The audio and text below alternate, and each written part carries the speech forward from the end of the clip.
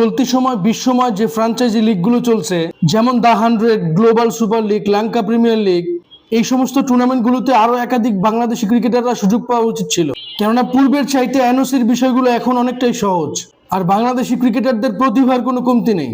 যাই হোক, চলতি বছর লঙ্কা প্রিমিয়ার লিগে এই মুহূর্তে বাংলাদেশ দলের ক্যাপ্টেন তাওহিদ হৃদয়ের দল না পাওয়াটা আমাকে অবাক করেছে। কেননা তিনি এর আগেও লঙ্কা প্রিমিয়ার লিগে একাধিক আসরে বিভিন্ন দলের হয়ে খেলেছেন এবং ভালো পারফরমেন্স করেছিলেন।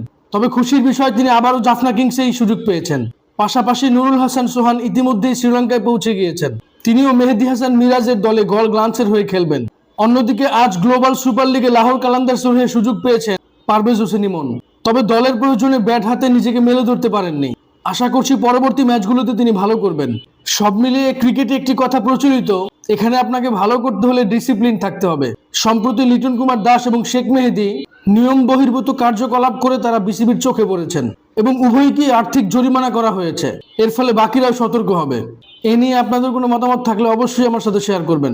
ভিডিওটি ভালো লাগলে লাইক, কমেন্ট, শেয়ার, সাবস্ক্রাইব করবেন। ধন্যবাদ।